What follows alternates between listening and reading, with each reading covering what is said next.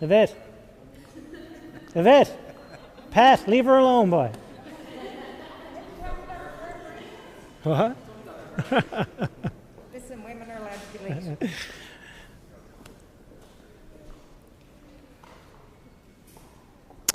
Well, thanks all for joining us here today. Very excited to make an announcement about, in collaboration with the Nurses Union, about how much we value nurses across this province. We know that nurses have put in an incredible heavy lift over the last 2 years in particular. But beyond that, they are the heart and soul of the healthcare system. And one of the things that I think we tried to achieve with today's announcement is making sure that not only that we recognized how valuable they are, but we listened and we heard from them what the potential solutions were. So I want to thank, in particular, Yvette for helping lead this. I mean, we started this a couple of months ago with the Nurses Think Tank, and then immediately actioned the items that came out of it. So not only did we listen, we're acting. And I want a special message to all the nurses who are watching anywhere across the province. We heard you, we're listening, we continue to value you, and we will work with you to ensure that you're meeting your professional goals so that you can look after yourselves and look after the patients of Newfoundland and Labrador. So with that, I'll turn it over to Minister Osborne for a couple of comments, and then to Ms. Coffey. Well, thank you, Premier, and I want to echo what the Premier said and thank Yvette and the leadership at the RNU for working with us and the meetings and working on the issues that are important to nurses and nurse practitioners and other members of the Nurses Union throughout the province. We want to ensure that we provide the climate to ensure that we are able to not only retain nurses but to recruit nurses in Newfoundland and Labrador. We all understand that there is a recruitment and retention issue globally. Every province in Canada, there are media stories almost every day on this issue, but we need to get better and more focused and more competitive in recruitment and retention. And the initiatives we're about to announce, or that we're announcing today, go a long way in doing that. Yvette? Thank you, Minister, and thank you, Premier. So we're standing here today, and we have been meeting since April, when we first had our think tank on April 4th and 5th. And today is a result of the solutions that were brought forward by all the stakeholders and our frontline members who talked about what it's like to work as a registered nurse or a nurse practitioner in Newfoundland and Labrador in the current healthcare system. The nursing shortage didn't happen overnight, and we're not going to be able to fix it overnight. And we are competing with our Atlantic counterparts. We're competing with provinces throughout Canada for registered nurses and nurse practitioners. Today, we're here to announce hope for the registered nurses, the nurse practitioners, and the healthcare workers and our patients who are currently availing of the healthcare system in Newfoundland and Labrador. We all hear the stories every day. Nurses walking away, patients waiting for surgeries and procedures, backlogs in emergency departments. Our hope is that this will give hope to our members and to the public of Newfoundland and Labrador, and that we will continue to collaborate with the government, and we all collectively acknowledge the issues in healthcare, and that we continue to collaborate and build on the initiatives that have been announced today. Thank you to the Premier and to the Minister and the Department for all the work that's been done behind the scenes to get to where we are today. Thanks, Yvette. It just struck me that no one has actually talked about what we're announcing today. So I think you all have a paper copy, a media release of what's in the suite of options. But the suite of options include a retention recruitment bonus. It involves an incentive to become full-time from casual. It includes continuing to explore options for childcare given the the flexibility required to be a nurse in certain scenarios. It involves incentivizing locum nurses around the province. It involves support for mental health of our nurses across the province, and other options on the table that, of course, you all are fully aware of. But it just struck me that no one actually said what we're announcing today. So we'll open it up to questions. If you're a nurse and you're struggling with demands of the job, getting time off, getting vacation, what does what you're announcing here today, what does that do for them? What should they take away from this? Well, I think to echo Ms. Coffey's sentiment, this provides hope and optimism for the future that, again, nothing is going to change immediately overnight, but this is a recognition by the people of Newfoundland and Labrador and this government, the value that nurses bring to the system, to the table, to society. And we recognize that there have been gaps, and helping incentivize, for example, casual nurses to become full-time nurses will help take the stress and strain off full-time nurses that are often doing double shifts and other things. So this suite will help, if nothing else, show that there is a vision and a strategy moving into the future, and that we will continue to be competitive across the country. And I think this suite of options really shows that there is a want and willingness on behalf of the government to support them. Can you talk about if there's a timeline for nurses in the province to kind of take advantage of these incentives? Well, they're different for the different incentives, and I encourage all the nurses to reach out and make sure they're fully abreast of what's available. We'll certainly be working with the regional health authorities and continue to work with Ms. Coffey and her team to ensure her members are fully educated on what's available to them and what deadlines apply. This is now incentives for a little while ago, the doctors, they allow me I know that's not the exact number, but the incentives for the doctors, the incentives now for nurses. What about other healthcare professionals? Are there other? Yeah. That's a great question. Yeah, that's a great question, and we continue to talk with allied health professionals and other health professionals who, again, have done a heavy lift over the last few years, and we continue to have those discussions. Is there a dollar figure on how much all this might cost? Minister? We do have a dollar figure on this, but we have entered discussions and have met with NEAP, for example, on similar proposals. We're speaking with Allied Health and with CUPE. We've reached out, and the process is now starting with Allied Health and CUPE on similar initiatives. So, I think it's best once we have the total package to provide the costing, because we're still dealing with other bargaining units on incentives and so on for them. But like the doctors, Minister, is there a number you can put once we get top up maybe, like a daily top up similar to the doctors, or is this a little bit more into the weeds? I think in fairness to the other bargaining units, we know what the nursing incentives cost, but I think in fairness to the other bargaining units, we have to deal with the other bargaining units and the healthcare professionals in areas where there are significant pressures on recruitment and retention, and that's what we're trying to resolve. So once we have the full package, which I anticipate should be very soon, we'll be able to provide a wholesome number.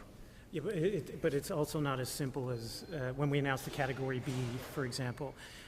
So the suite of options that we announced today try to apply to as many nurses as we could possibly think about. So, one nurse may find him or herself in one option, but not in another one, or vice versa. Whereas the doctor's, a Category B site was just a kind of immediate incentive, almost per day or per hour, right? There's some more technical things in there. I wonder if you guys can explain. What's a return in service commitment for people who don't know what that is, so we can explain it to our viewers and listeners? Yeah, sure. So return of service commitment is, will if you decide to sign for a return of service, we'll incentivize you with financially. So if you sign a return of service, you'll be financially incentivized to provide a year of service or more, depending on what option you're choosing. Well, there's anyone out there who's left who wants to come back, they can certainly apply and would be acceptable. But these are also for people who we want to retain in the system as well. So some people could be in the system. That's right. Make sure they stay there. That's right. That's right. I just want to make sure I have an up-to-date number. Do we know how many vacant registered nurses positions that there are across the province right now? I think that I believe it's at 16%. It's over 600. Yeah. And that's a couple of months old now. I'm actually, that you might come up to the mic. Sorry. So the last figures that we got from the department, over 615 vacancies in the province of Newfoundland and Labrador. And we also have to remember we have another 900 who are eligible to retire in the next 2 years. And every day we're hearing stories of people just walking away from either a permanent job to go casual or a permanent job to leave the system and leave nursing altogether. But for those at home who have recently retired, there's an option in there for you as well. We would like you back, and we'll pay for your fees if you'd like to come back. And Ms. Coffey, so a lot of this has come from the think tank. All of these solutions were recommendations that came out of the think tank, which was all the stakeholders that came together, the regional health authorities, frontline nurses, different departments of government. And you're satisfied with progress to date? I mean, this is moving at the pace you want. I mean, obviously there's an urgent situation, an urgent need. So every day we're all hearing the stories in healthcare. This is not going to fix our healthcare system overnight. We still have a ways to go. But we will continue to build on this. And these announcements, our hope is they will give hope to our members and to the people of Newfoundland and Labrador that we are still working on this, we are still engaged in discussions, and we will continue to engage in discussions for further incentives and to make sure that we are competitive with other provinces so that they're not taking away our healthcare professionals. So how would you characterize it? Good for a start? You're now into the middle of getting there, or where would you say? Well, the think tank was a start, and you know, it was an acknowledgement of the issues that are going on in the healthcare system and the issues that our members are facing, and the burnout, the physical and mental exhaustion, and the issues in the system, of course. The think tank gave us an opportunity for everybody to hear the heart-wrenching stories from our members of what they are actually experiencing. And they are the ones who came up with the solutions, and that's what we have been discussing for months now to get to this day where we'll be announced. Is it enough? It's not going to be enough to fix the system right away. We need to build on this, and we need to continue to keep advocating for our patients and our members. But I just add, sorry, Yvette, that, you know, we have looked in a long-term strategic lens as well with respect to increasing enrollment in the nursing schools, increasing enrollment in paramedic schools, increasing enrollment in the LPNs in the medical school. That's going to take time. I mean, you just can't knit a nurse or a doctor overnight.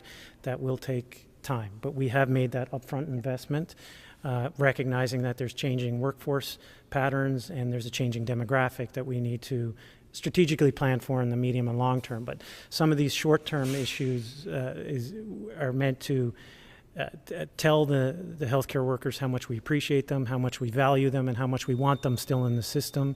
And again, to pick up, it's hope and optimism for the future. Just to note, so a lot of focus with the Ukrainian the doctors. Yep. Are we able to, extract nurses from some of those? Are they also locked in? Yeah, sir. We're looking at all options available to us between Minister Osborne and Minister Byrne. There are some licensing. We have to be honest with everybody. There are some licensing requirements that exist, and they're not going to go away.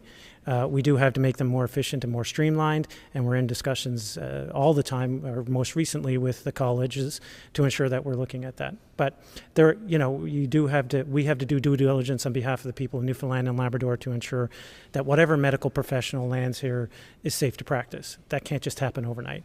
But we'll work with those groups to ensure that we're giving them the opportunity and supporting them along the way to ensure that they can practice here in Newfoundland and Labrador, whether that's a nurse, a doctor, a nurse practitioner, or any allied health professional. There was a little bit of debate in reference to potential assistance for childcare for nurses. Can you guys fill in the blanks a little bit there about what that's going to entail and what could mean? Yeah, sure. It's a commitment to continue to work with the nurses union, recognizing the flexibility that is required in childcare for them. I mean, you see, nurses don't work normal daytime hours, but they have the family commitments that non-medical families require. So there has to be a thinking outside the box approach to support childcare within the delivery of healthcare if we want to continue to attract young women and men into this workforce, which we do. So there's no quick solution to it. We couldn't announce an immediate action item with respect to childcare, other than this government, I think, more than any other government, has been supportive of childcare, and we'll continue to ensure that that vision and strategy is being applied with a unique lens to healthcare professionals. Realizing it's just today that this is being announced, but has there been any reaction? Do you have any sense of whether, say, a retired nurse or a nurse who's gone casual might be responsive to this plan? That's probably best for you. Well, I can say that we have had some questions from our members. The devil's in the details, right? And I'd just like to add to something the Premier just said. These incentives that are being announced today, you ask what the impact will be. We are going to be doing an evaluation and to see what effect and what impact this will have on the retention and recruitment of registered nurses within the province. Just like the locum, Premier referenced locum team. So you've heard me talk in the media about a travel team, and it was discussed in 2019 in collective bargaining. So we have agreed we're going to do a pilot with Lab Grenfell. There's an extra dollar amount, a premium, for any registered nurse in the province of Newfoundland and Labrador under our collective agreement, who can avail of opportunities to go work in Labrador to help out in these rural remote communities as well. So an evaluation will have to happen of all of this in the end, at the end of a year, to see, did it work? What do we need to change? And what do we need to build on?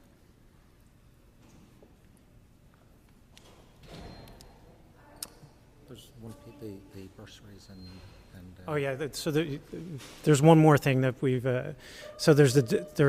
We really encourage, if there's a nurse out there or a nursing student who's looking to stay, looking to come back, looking to sign to stay, coming out of nursing school in Newfoundland and Labrador, please reach out to either the Department of Health or to the Registered Nurses Union, and we will make sure and we'll make sure that it's streamlined for you and get rid of the red tape that could be involved in this process. This is not an announcement to not not act. This is an announcement to act. And I'd like to just end by saying that this is what happens when you have collaborative relationships. And to once again thank Ms. Coffey and all her members, all the nurses that I've worked with over the years. Heart and soul of the system, we hear you, we value you, and we want to continue to work with you as we redevelop and reimagine a healthcare system for the future. But it is easy to criticize. This is a solution-driven process, and we recognize that it will take time, short, medium, long-term, Brian, and we will continue to enact along the way and change and adapt according to the feedback that we received. Thanks, everybody.